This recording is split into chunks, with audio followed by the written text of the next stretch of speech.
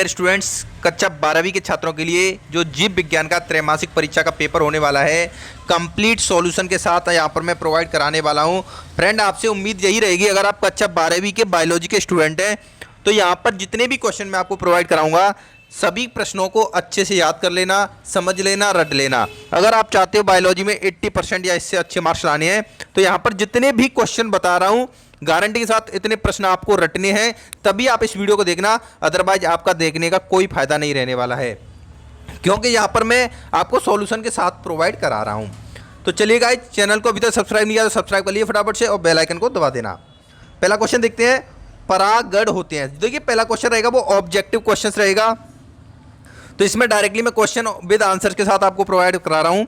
तो परागण होते हैं वो गाइज नर युग्मकोद्भिद होते हैं। परागण आएगा तो उसमें आपको क्या भरना है, नर युग्मकोद्भिद। दूसरा क्वेश्चन देख सकते हो, लीवर कैंसर का कारण है। लीवर कैंसर किसके कारण होता है, तो यह शराब के कारण होता है। इसके बाद देखिए नेक्स्ट क्वेश्चन है यहाँ पर, द्विलिंगी प्राणी का उदाहरण है, तो केंचुआ होता है, ये द्विलिंगी होता है। मानव में एड्स विषाणु कैसे प्रवेश करता है, तो गाय जो एड्स नामक बीमारी है इसके विषाणु होते हैं वो मानव के खून के द्वारा प्रवेश करते हैं। जैसे दूषित कोई इंजेक्शन या सुई आपके अंदर लगाई जाती है तो उसके द्वारा भी प्रवेश कर सकते हैं। तो मेन इसका रीजन क्या है, रक्त के द्वारा। इसके बाद देखिए यहाँ पर पांचवा क्वेश्चन है, लैंगिक संसर्गजन्य है रोग है, ये कैसा रोग है, तो गाय ये एड्स है। लैंगिक संसर्गजन्य रोग है तो एड्स ही ऐसा एक मात्र रोग है। तो इसका ऑब्जेक्टिव क्वेश्चन में आपको एड्स कहीं भी दिखाई दे जाए तो उस पर आपको क्लिक करना है। छठवां क्वेश्चन देखिए, डाउन सिंड्रोम किस गुणसूत्र की त्रिसूत्रता के कारण होता है, तो गाय ये 21वां गुणसूत्र होता है, उसकी त्रिसूत्रता के कारण डाउन सिंड्रोम होता है। तो इस पर आपको क्या टिक लगाना है, 21वां। इसके बाद देखिए गाइस, एटीपी की खोज किसने की थी, तो कार्ल लोमान, ये साइंटिस्ट ने कार्ल लोमान ने एटीपी की खोज की थी, तो इस पे आपको टिक लगाना है। इसके बाद देखिए गाइस, यहाँ पर 8वां क्वेश्चन पूछा गया है, एक एक्स गुणसूत्र हानि से स्त्रियों में कौन सा सिंड्रोम होता है, तो ये टर्नर है। क्या है इसका आंसर, टर्नर। इसके बाद देखिए यहाँ पर 9वां क्वेश्चन पूछा गया है वो इस तरीके से है, न्यूक्लिक अम्ल होते हैं वो किसके बहुलक हैं, तो न्यूक्लियोटाइड। इसका आंसर क्या हो जाएगा, न्यूक्लियोटाइड न्यूक्लिक अम्ल के बहुलक हैं। इसके बाद देखिए 10वां क्वेश्चन है, अकारकी तथा आनुवांशिक रूप से एक समान जीवों को क्या कहा जाता है, तो ऐसे जीवों को हम क्लोन कहते हैं। तो गाइस हमने यहाँ पर ऑब्जेक्टिव क्वेश्चन खत्म कर लिए। इसके बाद बढ़ते हैं हम रिक्त स्थान की पूर्ति पर। वीडियो को लाइक नहीं किया गाइस, फटाफट से लाइक कर दीजिए, बहुत मेहनत लगती है इस टाइप की वीडियो बनाने में। देखिए पहला क्वेश्चन है, ZIFT का पूरा नाम, फुल फॉर्म लिखनी है ZIFT की। तो यहाँ पर आप 8400400 जी हाँ, इस नंबर को आप याद कर लीजिए, क्योंकि अगर आपका कोई भी सवाल है, चाहे गणित, फिजिक्स, केमिस्ट्री, बायोलॉजी का हो, आपको तुरंत उसका वीडियो सॉल्यूशन मिलेगा व्हाट्सएप पर। इस नंबर को 8400400 को आपको सेव कर लेना है। सेव करने के बाद आपका जो भी कोई क्वेश्चन है उसका आपको फ़ोटो खींचना है, उसको क्रॉप करना है, क्रॉप करने के बाद सबमिट कर देना है, तुरंत उसका वीडियो सॉल्यूशन मिल जाएगा।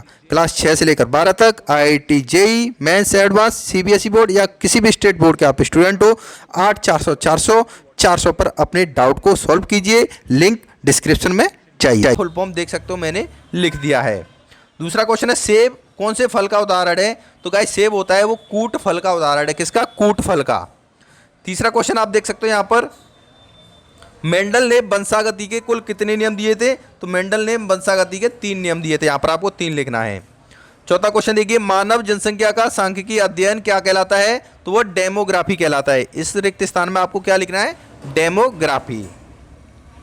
इसका देखिए फ्रेंड 5वां क्वेश्चन है, सेंट्रल ड्रग रिसर्च इंस्टीट्यूट कहाँ पर स्थित है, तो फ्रेंड ये लखनऊ में स्थित है, उत्तर प्रदेश के लखनऊ में सेंट्रल ड्रग रिसर्च इंस्टीट्यूट स्थित है।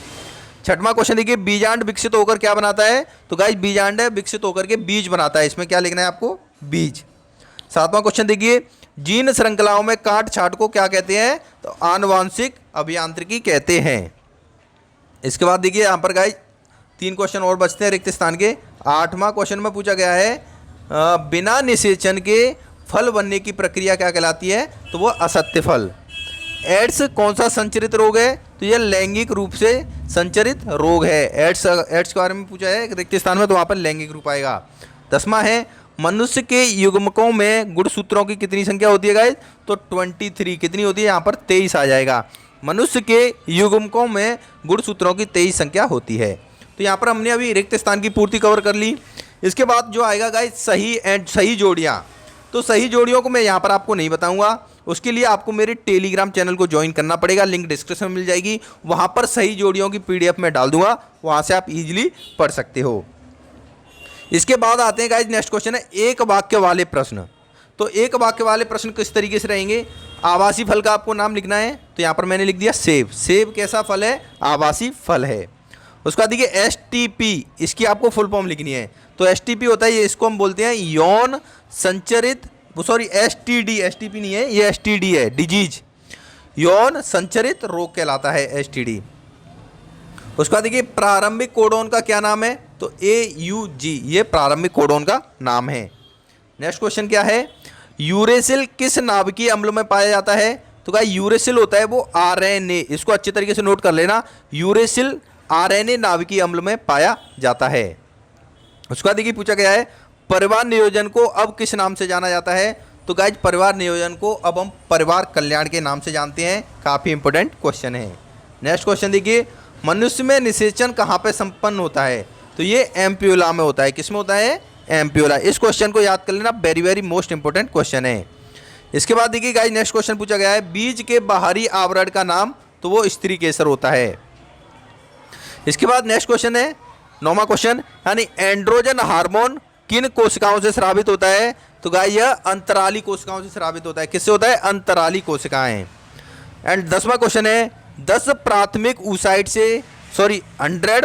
oocyte से कितने अंडाणु बनते हैं। तो 100 प्राथमिक oocyte से 100 अंडाणु ही बनेंगे। तो इसका आंसर क्या हो जाएगा, 100। तो गाइस यहाँ तक हमने जितने भी शॉर्ट क्वेश्चन से सबको कवर कर लिया। अब इसके बाद आते हैं 2-2 नंबर के, 3-3 नंबर के और 4-4 नंबर वाले प्रश्न। तो गाइस अभी मैं यहाँ पर जितने भी आपको क्वेश्चन बताने वाला हूँ उन सभी क्वेश्चंस के आंसर आपको इजीली बुक में भी मिल जाएंगे। सभी को याद कर लेना, रट लेना, समझ लेना, जो कुछ करना है कर लेना, क्योंकि very very most important question है ये। तो क्वेश्चन नंबर पहला है बैंगिंग क्या है, इसको याद कर लेना। RNA की विशेषताएं आपको लिखनी है, आपने पढ़ा होगा DNA और RNA। देखिए DNA फिंगरप्रिंटिंग क्या है, very very most important question है, त्रैमासिक परीक्षा में आ सकता है, इसको अच्छे से याद कर लेना। IUCD की आपको फुल फॉर्म लिखनी है।